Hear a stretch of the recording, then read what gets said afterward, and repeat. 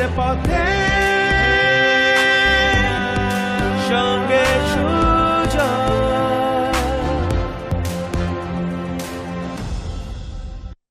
Your voice as a leader is not in how loud you speak. Your voice as a leader is not how loud you, Your voice as a leader is not in how loud you speak. Your voice as a leader is not in how loud you speak. But it's all about how deeply you inspire action. It's all about how deeply you inspire action.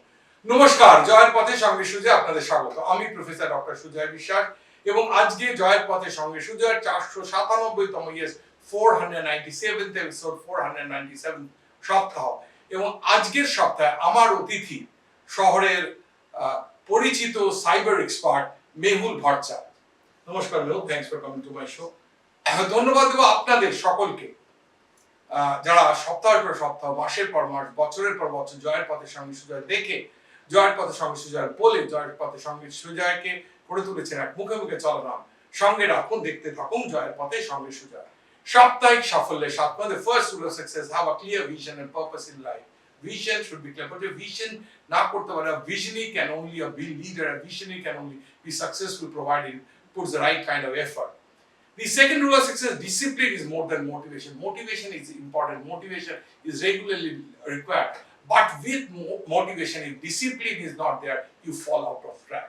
The third rule of success, take massive action consistently without delay. Action যেটা নিতে হবে মানে তার একটা যাতে রিপিটেডনেস হয়, consistent থাকে, and without procrastination, without delaying আজকেরটা কালকে, কালকেরটা পরশু করে না। The fourth rule of success, learn continuously and adapt to change. আমি বলি যে যতদিন বাঁচি ততদিন শিখি, so you have to learn continuously and change. Remember, change is the only constant. Change is the only constant, so adapt to change. The fifth rule of success, learn embrace failure as a stepping stone to success. বলতে বলতে cliche হয়ে গেছে, একদম মানে কান পচা হয়ে গেছে, কিন্তু এর কোনো অন্যথা নেই। Failures are the pillars of success, so embrace failure. Take failure as the first attempt in learning and then you go ahead. The sixth rule of success, build strong relationships and networks. বলছে ultimately at the end of the day সম্পর্কটাই তো থাকবে, সুতরাং সম্পর্কই কিন্তু আমাদের ভবিষ্যৎ গড়বে। So we have to be very careful about each and every relationship, either in the family or outside the family or in our profession. সাপ্তাহিক সাফল্যের সপ্তম এবং the last rule today is never give up until you achieve your goal. যে গোলটা আছে সেটাকে একদম মাটি কামড়ে পড়ে থাকতে হয় till the time you achieve the goal. এই মাটি কামড়ে পড়ে থাকতে থাকতে মনে হয় যে আর বোধহয় হলো না, তখনই কিন্তু হয়তো আর 3 feet from goal, সেই গল্পটা পরে বলবো একদিন, বলেও ছিলাম একদিন, সেটা পাওয়া যায়। বলছে success is failure turned inside out, the silver tint of clouds out, and you never know how close you are. You may be near but it seems so far. So stick to the fight when you are hardest hit. When things seem worse, that you should not quit. So never give up until you achieve your goal. চলে আসবো প্রশ্ন উত্তরে, তার আগে অতিথি সম্পর্কে দু চার কথা, তার কারণ জয়ের পথে সঙ্গে সুজয় করে তার সফল অতিথিদের সাফল্যের ডকুমেন্টেশন। আজকে আমার অতিথি Mehul Bhattacharya. Mehul has completed his MC in cyber security and forensics from Parul University, Gujarat, which is a NAC A++ grade university, and attended cyber security program on site from Soundsia University, Soundsia, United Kingdom, and completed BCA from the University of Engineering and Management, Kolkata.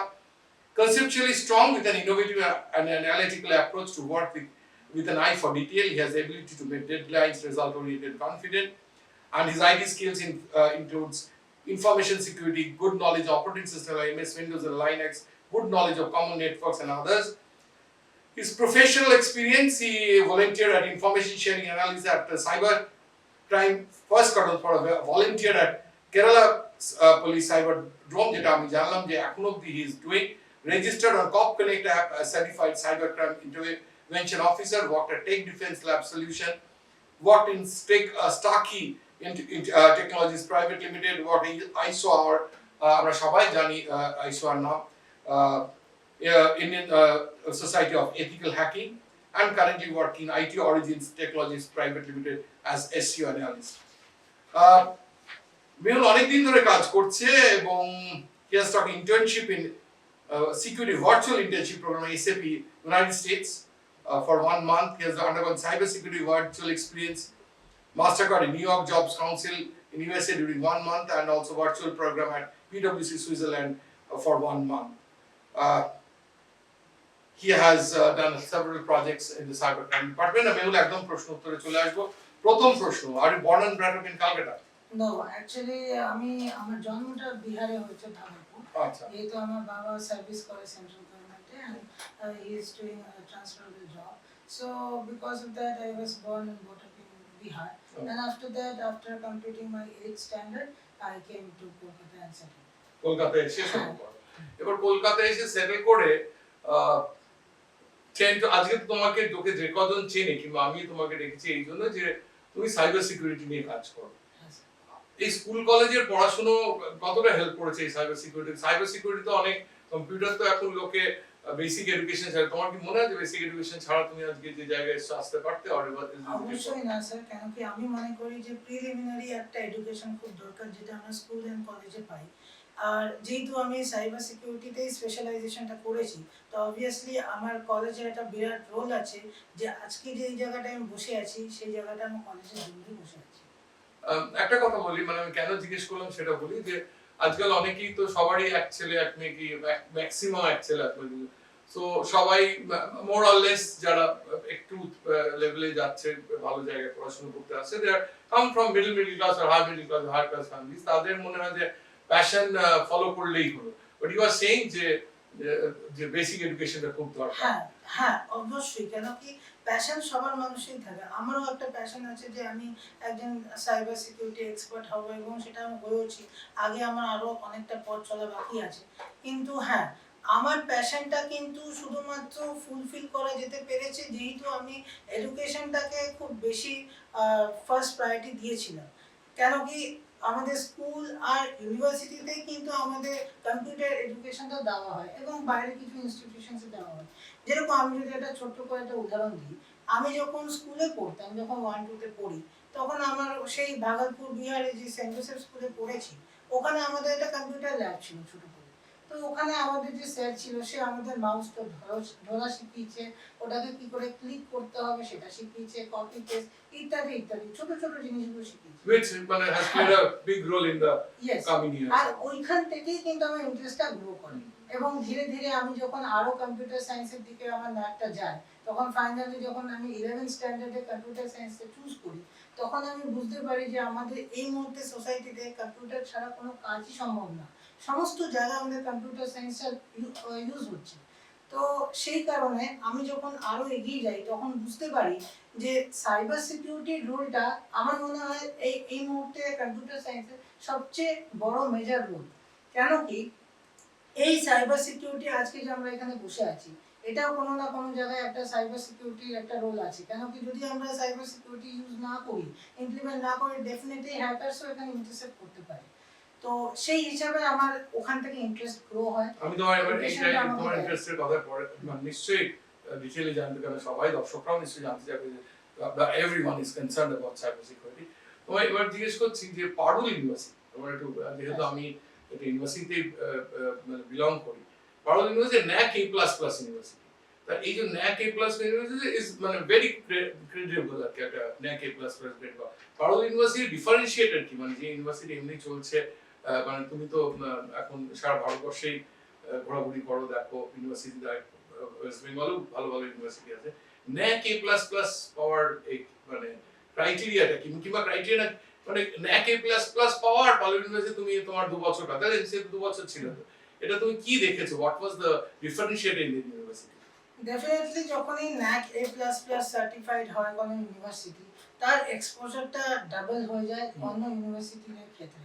অনেকে ন্যাক single knack A++ কি করে ওরা, যার জন্য তোমার মনে হচ্ছে যে এটা ন্যাক A++ পেয়েছে কিংবা পাওয়ার যোগ্য? তো অবভিয়াসলি ওদের যে রিসার্চ এন্ড অ্যানালিসিসটা আছে, রিসার্চ ফিল্ডে ওরা অনেক কিছু করে, এবং ওদের যে বিভিন্ন ধরনের সাবজেক্টস আছে সেই ভ্যারাইটিটা অনেক বেশি। ওদের ফ্যাকাল্টি খুব হাইলি এক্সপিরিয়েন্স। এখানে মাল্টিপল ফ্যাক্টরস থাকে, যার পরে একটা গ্রেডেশন হয় যে ন্যাক A++ পাওয়ার যোগ্য কি যোগ্য না। এবং সমস্ত ক্লাসেসেও ওরা ইন্সপেক্ট করে, ইন্সপেক্টরস আসে, ওরা দেখে যে আমাদের যে ক্লাসে পড়ানো হচ্ছে সেই পড়ানোটা কি অন্য ইউনিভার্সিটি থেকে বেটার, আমরা কি সমস্ত যা আমাদের প্যারামিটার্স আছে যে একটা ইন্টারন্যাশনাল স্ট্যান্ডার্ডের সাথে ম্যাচ করানোর জন্য, সেগুলো কি ম্যাচ আদৌ হচ্ছে কি হচ্ছে না। তোমাদের অ্যাটেন্ডেন্স কিরকম থাকতো? এই যে তুমি যে এমসিএ করতে হ্যাঁ। কজন স্টুডেন্ট ছিল? অ্যাটেন্ডেন্স আমাদের ক্লাসে আমার কতজন একটা- ছিল? হ্যাঁ, তো আমাদের তো বেসিক্যালি 4টে সেকশন ছিল, প্রত্যেকটা সেকশনে এক একটা স্পেশালাইজেশন দিয়ে ডিভিশন করা ছিল।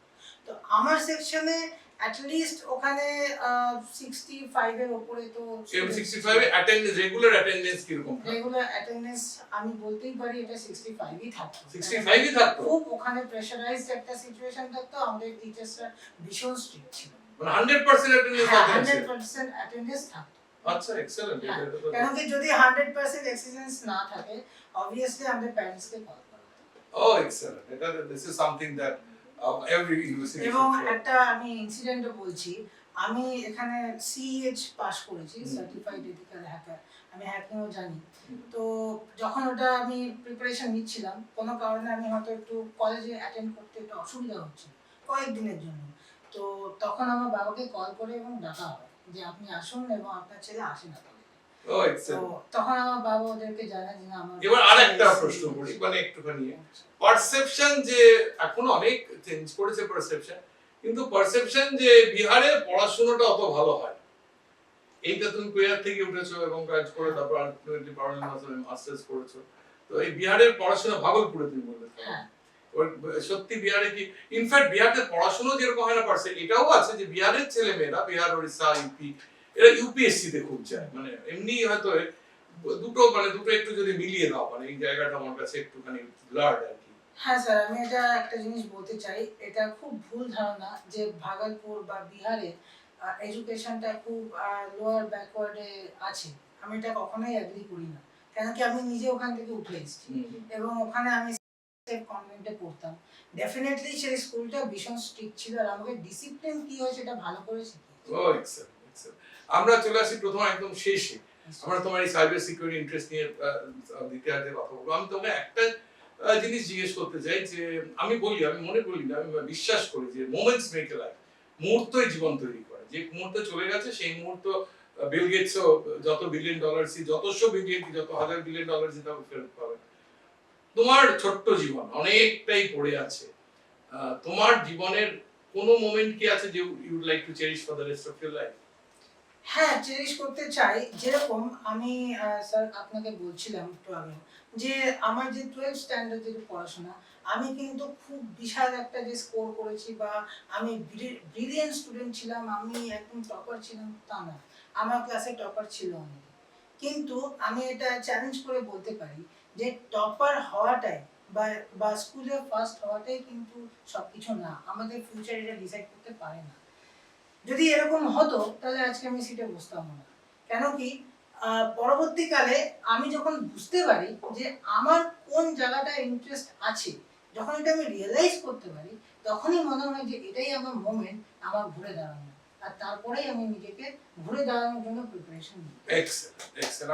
আমি সব সময় বলি যে success is not how high you achieve, success how many times you get back on your feet while you fail। তো সেটাই বলছে যে ফার্স্ট হতে পারিনি, কারণ চ্যালেঞ্জটা ছিল যে আমি উঠবো। চলে আসি প্রথমত একদম শেষে একটা ছোট্ট গল্প বলবো। একজন টিচার এসেছেন ক্লাসে এসে 60 জন স্টুডেন্ট ছিল, 60 জন স্টুডেন্টকে 60টা বেলুন দিয়েছে, ফোলানো বেলুন, এবং বেলুনে বলেছে তোমরা তোমাদের নাম লেখো। বেলুনের নাম লিখে, যে সুতো অনেকটা লম্বা সুতো, বলে করে আমায় হাতে দিয়ে যাও। এবার ওরা সবাই নিজের নাম লিখেছে, গিয়ে আবার সেই টিচারকে, সে ভদ্রমহিলাকে দিয়ে এসছে। তো ভদ্রমহিলা ইয়াং ছেলে মেয়ে সবাই দিয়ে এসছে। দিয়ে আসার পর ভদ্রমহিলা নিয়ে এবার উনি সেটাকে একদম জড়িয়ে আবার একদম উড়িয়ে দিয়েছেন, মানে ছড়িয়ে ছিটিয়ে ফেলে দিয়েছেন। এবার বলছেন সবাই নিজের নাম লেখা বেলুনটা খুঁজে বার করো। তো সবাই একদম মারপিট করে, ওকে ঠেলে একে ধস্তাধস্তি করে এবং 5 মিনিট সময়, 5 মিনিটের পর কজন, 4-5 জন, 60-65 5 জন খুঁজে পেয়েছে, বাকি তো পাইনি। এবার উনি বলছেন এবার একটা তোমরা প্রসেস করো, আমি একটা মেথড বলছি, মেথড করো। তোমরা যে নামের বেলুনটা পেয়েছো, তোমরা তো সবাই বন্ধু, ক্লাসমেট, তোমরা সবাই সবার নাম জানো, যে নামের বেলুনটা পেয়েছো সেই নামের বেলুন তাকে দিয়ে দাও। So it was done within a couple of minutes, 2 মিনিটের মধ্যে সবাই যে যার বেলুন তার বন্ধুদের দিয়েছে, সবার হাতে সবার balloon. The story ends here. Moral of the story. Moral of the story হচ্ছে don't seek happiness by chasing happiness. Don't seek happiness by chasing happiness. Give happiness to others. Happiness will automatically come back to you. আমরা যদি অন্যদের মুখে হাসি ফোটাতে পারি, হাসি আমাদের মুখে এমনি চলে আসবে। চলে আসবো একটা ছোট্ট বিরতির পর। আপনারা দেখছেন জয়ের পথে সঙ্গে সুজা। পথে সঙ্গে সুজয়।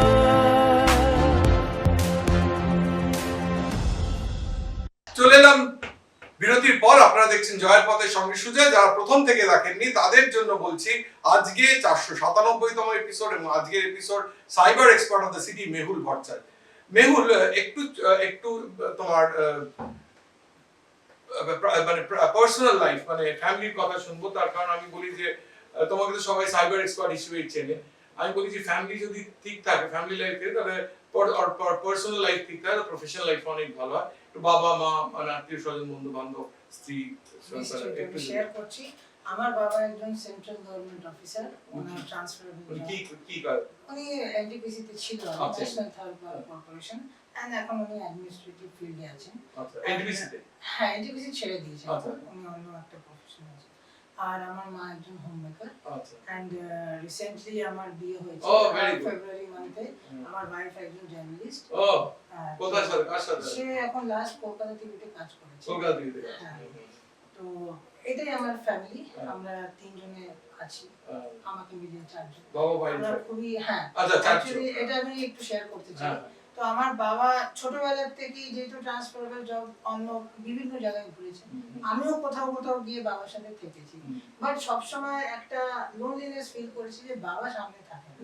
তো আমার মাই আমাকে বড় করেছে, আজকে যে এই পথে চলছি পুরোটাই আমার ক্রেডিট গোস টু মা। এবং মাই আমাকে সমস্ত জায়গায় সাহস দেয় যে তুই এটা করটা পারবি, এটা পারবি। অনেক সময় আমি হয়তো ভেঙে যাই যে না, হয়তো এটা আমি পারছি না, বা হয়তো আমার অনেকবার চেষ্টা করছি, একটু অসুবিধা হচ্ছে, বাট আমার মাই এটা আমাকে সাপোর্ট করে সবসময় যে না তুই পারবি। তো এই যে পারবো জিনিসটা, এটা যদি কারো এই কনফিডেন্স, এই বুস্ট, আমার মনে হয় না কেউ হেরে যাবে। এক্সেল।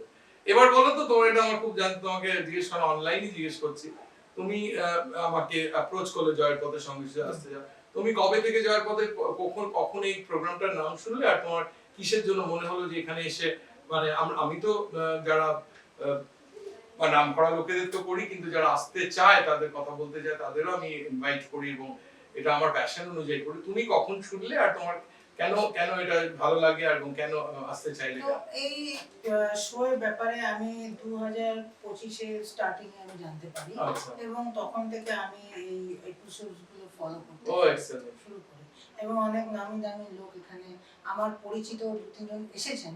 তো আমার খুবই ভালো লেগেছে যারা এসেছেন, এবং ওদের সমস্তটাই এপিসোড আমি দেখেছি। এটা খুবই আমার নিজস্ব খুব মোটিভেটিং লেগেছে। এবার বলি যে আমরা যতই হাসি মুখ দেখাই, হাসি মুখে সকলের সাথে, কিন্তু আমাদের সকলেরই একটা স্ট্রাগল আছে। সে আমি তো একদম মানে ওই সৌমিত্র চট্টোপাধ্যায় থেকে শুরু করে বন্ধন ব্যাংকের চেয়ারম্যান থেকে শুরু করে হর্ষণের সবাইকে করেছি, সবারই একটা স্ট্রাগল আছে, এবং সেই স্ট্রাগল থেকে বেরোনো, এবং আমাদের তো আছেই তারা কম বেশি নাম যারা করে, যারা কিছু একটা অ্যাচিভ করেছে কিংবা যা অ্যাচিভ করেনি, সবারই স্ট্রাগল আছে। তো তার জন্য একটু মুক্তি পাওয়ার জন্য আর ডিটক্সিফিকেশনের জন্য আমরা হবি পারসিউ করি, আমরা কিছু না কিছু হবি পারসিউ করি।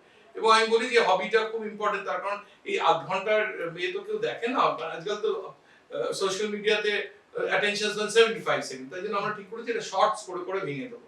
তাই জন্য হবিটা খুব ইম্পর্টেন্ট, যেরকম মোমেন্টস বললাম আগের ক্লাসে, মোমেন্টসটা খুব ইম্পর্টেন্ট, হবিটা খুব ইম্পর্টেন্ট, তার কারণ হচ্ছে এটাও আমরা শর্টস এর মধ্যে। তোমার হবিটা কি? হবি কি করছো? তো আমার মেইনলি তিনটে হবি আছে।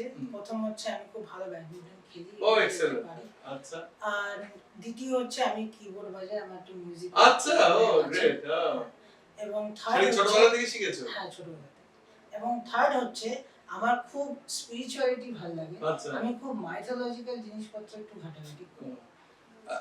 497তম এপিসোড, 470 এর উপর অতিথি, মোমেন্টস কিন্তু সবার ডিফারেন্ট। আজকের ওটা তো ডিফারেন্ট, ডেফিনেটলি ডিফারেন্ট, যে কিবোর্ড বাজায়, ব্যাডমিন্টন খেলে, it's a part of his hobby, badminton খেলা, কিবোর্ড বাজানো, এবং মাইথোলজি স্পিরিচুয়ালিটি প্র্যাকটিস করে, সে যে মেথডসেই হোক। এবার বলবো, এবার তোমার সাথে তখন জানা হলো না, কম্পিউটার সায়েন্স পড়লে, বিসিএ করলে, এমসিএ করলে নানান জিনিস করা যেত, সাইবার সিকিউরিটি কেন? হ্যাঁ, তো স্যার এটা আমি একটু বলি। হ্যাঁ, এটা সেটা আর খুবই ইন্টারেস্টিং একটা জিনিস, হ্যাঁ। যেটা আমার পুরো জীবনের মোড়টা ঘুরিয়ে দিয়েছে। হ্যাঁ। অ্যাকচুয়ালি যখন আমি বিসিএ পড়ছিলাম, তো আমি নিজের জীবনে ডিসাইড করি যে পরবর্তীকালে আমি এমসিএ করব, হ্যাঁ। এবং এটা আমি ডিসাইড করতে পারছি না যে স্পেশালাইজেশনটা কি করব। ফাইনালি অনেক গাইডেন্সের পর, অনেক সিনিয়রসের সাথে কথা বলার পর আমি ডিসাইড করি ডেটা সায়েন্স করব। এবং আমাকে আমার একজন ফিলোসফার এন্ড গাইড আছে, যে আমাকে অনেক হেল্প করেছে পড়াশোনাতে। তিনি আমাকে একটা সাজেশন দেয় যে তুমি ফরেনে কেন ট্রাই করো না, এন্ড দেন ওনার সাজেশন নিয়ে আমি ইউকে যাওয়ার চেষ্টা করি। তো ফার্স্ট আমার প্রেফারেন্স আয়ারল্যান্ড ছিল, এবং আয়ারল্যান্ডে যখন ডেটা সায়েন্সের জন্য চেষ্টা করি, আমি দুটো ইউনিভার্সিটিতে শর্টলিস্ট হয়ে সিলেক্টেড হই। তখন ওখান থেকে একটা ইউনিভার্সিটির একজন কাউন্সিলর আমাকে অনলাইনে ডাকে, এবং আমরা ভিডিও কলের মাধ্যমে আমার কাউন্সিলিং হয়। তখন উনি আমাকে একটা সাজেশন দেয় যে মেহুল, তুমি তো শুধু ডেটা সায়েন্সটাই সিলেক্ট করেছো, কিন্তু কখনো অন্য সাবজেক্টগুলো দেখেছো? তোমার মনে হয় যে তুমি হয়তো সাইবার সিকিউরিটিটা পারতে পারো, একবার দেখো এটা। এবং তখন আমার মাথায় স্ট্রাইক করে যে আচ্ছা, সাইবার সিকিউরিটিটা বললো যখন, একবার দেখি। এবং তখন আমি নিজে একটু রিসার্চ করি, আমার স্যারকে ডাকি যে আমাকে গাইড করা, আমার ফিলোসফার এন্ড গাইড। তো সে আমাকে বলে যেটা খুবই ভালো সাবজেক্ট, এখানে অনেক কিছু আছে, তুমি শুধু প্রাইভেট না, গভর্নমেন্ট সেক্টরেও অনেকটা এগিয়ে যেতে পারবে, এবং ফিউচারে তুমি পার্মানেন্টলি গভর্নমেন্টেও থাকতে পারো, এবং তুমি পাবলিককে কিছু ফেরত দিতে পারবে। পাবলিক যেরকম তোমাকে আজকে পুলিশ, ল এনফোর্সমেন্ট প্রোটেকশন দিচ্ছে, তোমাকে একটা, তোমার দেশ তোমাকে কিছু দিচ্ছে, তুমিও এখানে দেশকে কিছু ফেরত দিতে পারো। তখন আমি ডিসাইড করি যে ঠিক আছে, আমি সাইবার সিকিউরিটিটাই চুজ করব, এন্ড তখনই আমার জীবনের মোড়টা ঘুরে যায়। এক্সেলেন্ট। আর এইবার তো বলো তো, সাইবার সিকিউরিটিতে দৈনন্দিন সমস্যা তো আমরা ফেস করি, কোন কোন সময় ধরো তার মধ্যে হ্যাকিং হয়, তার মধ্যে ফ্রড হয়, ডিজিটাল ফ্রড হয়, তার মধ্যে তোমার হ্যারাসমেন্ট হয়, মানে এ করে কোন কোনগুলো ফেস করে এবং কোন কোনগুলো সলভ করতে পারে? হ্যাকিং জিনিসটা কি? হ্যাকিং তো লোকে ভাবে হ্যাক করা, একটু যদি সহজ ভাষা আমার দর্শকদের জন্য, হ্যাকিং জিনিসটা কি, এথিক্যাল হ্যাকিংটা কি, আর কি কি সমস্যা ফেস করো, আর কি কি সমস্যা সলভ করো, একটু যদি বলো। তার মধ্যে দু একটা এক্সাম্পল, আমি নাম দিতে বলছি না, কিন্তু একটা যদি বলো তাহলে আমার দর্শকদের খুব ভালো লাগবে, এবং আমরা everyone will gain from your knowledge. নিশ্চয়ই। তো স্যার এখন যেটা বললেন যে একটা এথিক্যাল হ্যাকার, একটা এমনি হ্যাকারের ডিফারেন্সটা। তো প্রথমে আমি বলে দিতে চাই, আমাদের সাইবার সিকিউরিটি টার্মে যারা এথিক্যাল হ্যাকার হয় তারা হোয়াইট হ্যাট হ্যাকারস বলি, এন্ড যারা অন্যায় ভাবে হ্যাকিং করে তাদেরকে আমরা ব্ল্যাক হ্যাট হ্যাকারস বলি। তো ব্ল্যাক হ্যাট হ্যাকারস তারা যারা without permission, without any prior consent ছাড়া ওরা অন্যের সিস্টেমে ঢুকে যায় এবং তাদের প্রাইভেসিটাকে ব্রিচ করে। এন্ড অন্যদিকে যদি আমি হোয়াইট হ্যাট হ্যাকারস, যারা এথিক্যাল, তাদের কি বলে? যারা ব্ল্যাক হ্যাট আর হোয়াইট হ্যাট, তো যারা হোয়াইট হ্যাট হ্যাকারস হয়, মানে যারা এথিক্যাল হ্যাকারস হয়, তারা একটা ভালো কাজের জন্য হ্যাকিং করে with prior permission or consent. For example, আপনারা হয়তো অনেকে জানেন কি জানেন না, হয়তো স্টুডেন্টরা বলতে পারবে, ভিএপিটি একটা টার্ম আছে, vulnerability assessment and penetration testing. তো যারা এই জিনিসটা করে তারাও কিন্তু একটা হ্যাকারই হয়, বাট এই হ্যাকিংটা কিন্তু কমপ্লিটলি কনসেন্টের সাথে হয়, একটা প্রায় পারমিশনের সাথে হয়। তো এদেরকে আমরা হোয়াইট হ্যাট হ্যাকারস বলি, এবং এরা ভালো জিনিসের জন্য করে। যেরকম বিভিন্ন কোম্পানিজ ভিএপিটি লোকদেরকে হায়ার করে এবং তাদের সিস্টেমের ভেতরেই তারা পারমিশন দিয়ে হ্যাক করে, যাতে আগের থেকে ওরা বুঝতে পারে যে আমাদের সিস্টেমগুলো কতটা প্রোটেক্টেড, আমরা কি আমাদের সিস্টেমকে বাঁচাতে পারবো বাইরের হ্যাকারস থেকে। তো আগেই নিজেরা ইন্টারভিউতে হ্যাক করিয়ে দেয়। তো এটাই হচ্ছে ডিফারেন্স। কি কি সমস্যা, মানে এই যে তুমি কেরালা পুলিশের সাথে সাইবার ক্রাইম ডিপার্টমেন্টে, কলকাতা পুলিশেরও তুমি বললে বিধাননগরে তুমি ইয়ে করছো, কি কি সমস্যা আসে এবং সেগুলো সলভ করো কি করে, কিংবা কিছু সলভ করা যায় না, কি কোনগুলো সলভ করা যায় না? তো বেসিক্যালি আমাদের যে, আর কেরালা পুলিশের সাথে তুমি ছিলে পারুলে গুজরাটে, তুমি থাকো কলকাতায়, কেরালা পুলিশের সাথে তোমার সংযোগই বা হলো ঠিক করে? হ্যাঁ, তো আমি একটা পর একটা আসছি। তো প্রথমে এটা বলতে চাই যে যখনই কোনো কেস আসে সাইবার ক্রাইমে, আগে আমাকে এটা জানতে হবে যে এই জিনিসটা শুরু হলো কি করে। যেখানে ভিকটিম আছে, ভিকটিম কি নিজের পারমিশন দিয়ে হ্যাকারকে বা যারা অন্যায় কাজ করছে তাদেরকে কনসেন্ট দিয়েছিল, নাকি যারা হ্যাকার আছে বা যারা অন্যায় কাজ করছে তারা নিজেরাই ঢুকে পড়েছিল, এটা আমাকে জানতে হবে।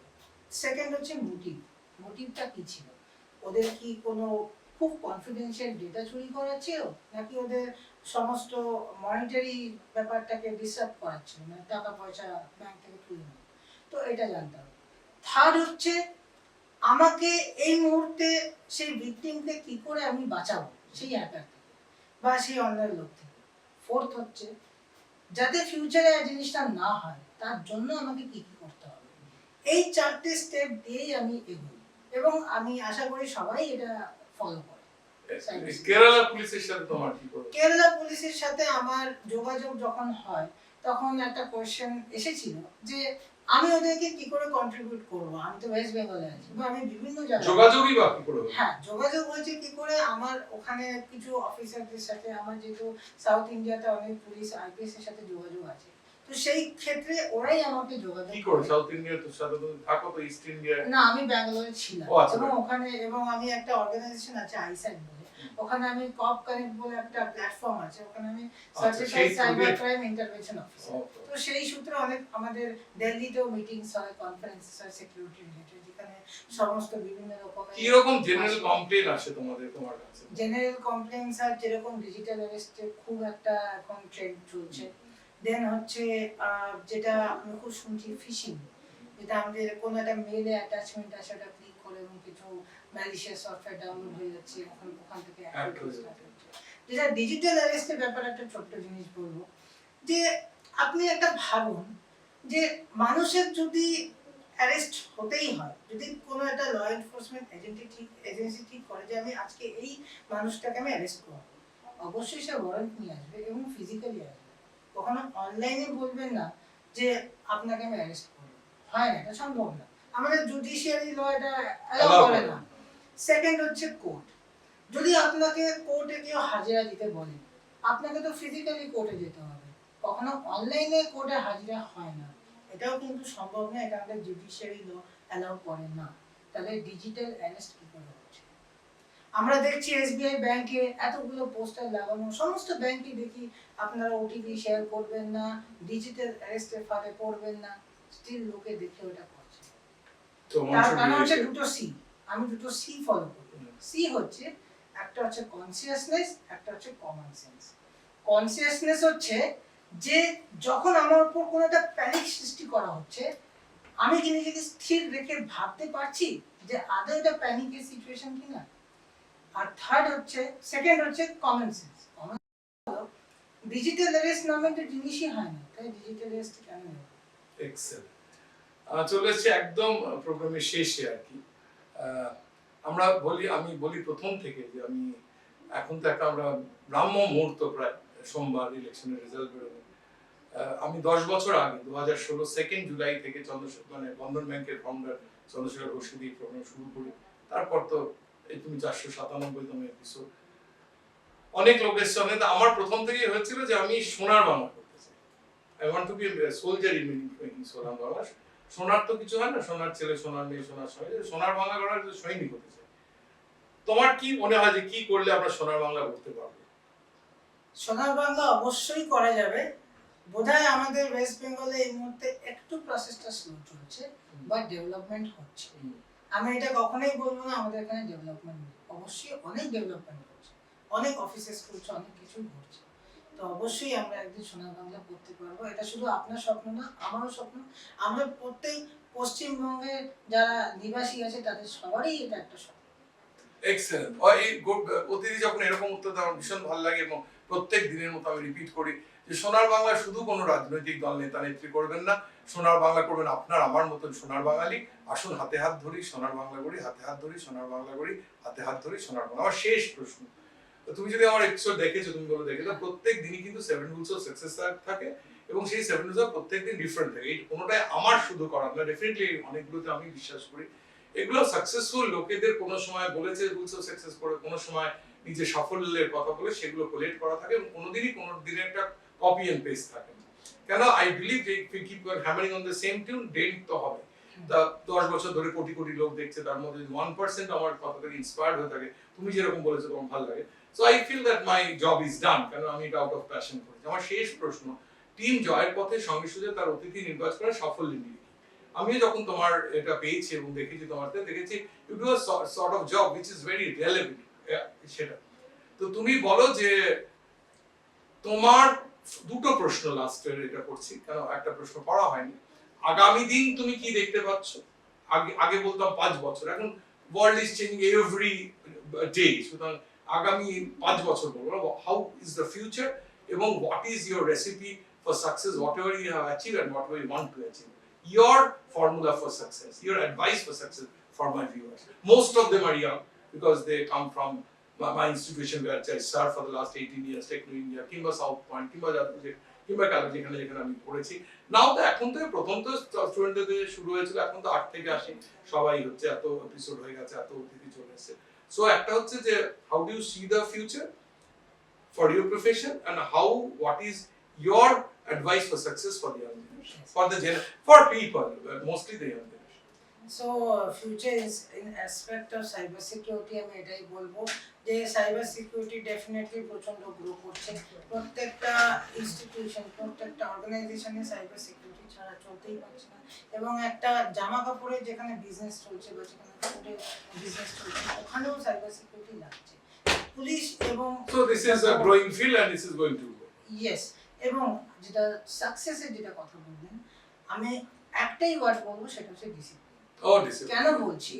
কেন কি আমি স্কুলে সব জায়গায় বলেছি ডিসিপ্লিন, বাড়িতে শুনেছি, সব জায়গায় শুনেছি, কিন্তু যখন আমি দেখছি যে আমার থেকেও বেশি তো ডিসিপ্লিন আছে, সেটা আমার কাছে মোটিভেট। ফর এক্সাম্পল, আমি রিসেন্টলি এয়ারফোর্স বেসে গেছিলাম এনসিসি এয়ারফোর্স বেসে যারা বাচ্চারা আছে তাদেরকে ট্রেন করার জন্য।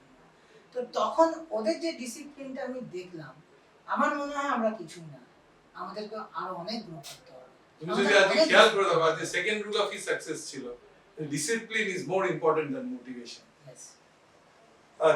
Thank you for coming to my show. চলে এসেছি প্রোগ্রাম একদম শেষে। ধন্যবাদ দেওয়ার পালা। ধন্যবাদ দেবো দিব্যেন্দু শেখর লাহিড়ী, আশা কমিউনিকেশন, সুজয় সাহা সার্টিং advertising, Sharmistha Das canvas communication, Abhijit Mitra portrait advertising, Gautam Pal information advertising, Nuni Mehta Selvel advertising এবং কষ্ট শাহ কারুতে অ্যাডভার্টাইজিং, হোর্ডিং পোস্টার্স ব্যানার্স দিয়ে জয়ের পথে সঙ্গে সুজয়কে করে তুলেছে এক মুখে মুখে চলানো। ধন্যবাদ দেবো সুদীপ কুমার কুন্ডু এবং সুশোভন কুন্ডু, ডিরেক্টর রেজনবি গ্রুপ, যারা অনেক সপ্তাহ আমার ডিজিটাল প্রমোশন করে আমাকে সাহায্য করেছেন, মাঝে মাঝেই করেন। ধন্যবাদ দেবো দেব সেন, প্রথম মধ্যে এবং শেষে যে গানটা শোনেন সে অসম্ভব গানটা ডিরেক্ট এন্ড কম্পোজ করেছে, লিরিক্স ডিরেক্ট এন্ড কম্পোজ করেছে দেব সেন এবং 240তম এপিসোডে এসেছে। ধন্যবাদ দেবো রাঘব চট্টোপাধ্যায়, যে সুন্দর গান, খুব শক্ত গান কিন্তু ভীষণ ভালো গানটি গেয়েছেন এবং 315তম সপ্তাহে এসেছেন। ধন্যবাদ দেবো ডিরেক্টর এন্ড ট্রাস্টিজ অফ শেয়ারব্রত স্কুল অফ নার্সিং, যারা কিছুদিন হলো আমাদের সাথে ছিলেন, এবং ধন্যবাদ আপনাদের যারা সপ্তাহের পর সপ্তাহ, মাসের পর মাস, বছরের পর বছর জয়ের পথের সঙ্গে সুজয় দেখে, জয়ের পথের সঙ্গে সুজয় কমেন্টস করে, social media, Facebook, Twitter, Insta, হোয়াটসঅ্যাপে করে, কখনো আমার অফিসে এসে, কখনো রাস্তায় ঘাটে আমাকে দেখে আমাকে মোটিভেট করেছেন। আর I say the motivated gets motivated. চলে যাওয়ার আগে প্রত্যেক দিনের মতন বলে যাওয়ার ছোট্ট শায়রি, এটা হিন্দি শায়রি, বলে सपनों को सच करने का जुनून रख, सपनों को सच करने का जुनून रख, हर मुश्किल से लड़ने की हुनर रख, हर मुश्किल से लड़ने की हुनर रख, रुकना ना कभी जिंदगी के सफर में, रुकना ना कभी जिंदगी के सफर में, जीत तेरा इंतजार कर रहा है, जीत तेरा इंतजार कर रहा है, जीत तेरा इंतजार कर रहा है, बस सबर कर, बस सबर कर, बस सबर कर। নমস্কার, ফিরে আসবো পরের শনিবার বিকেল 5:30টায়। পথে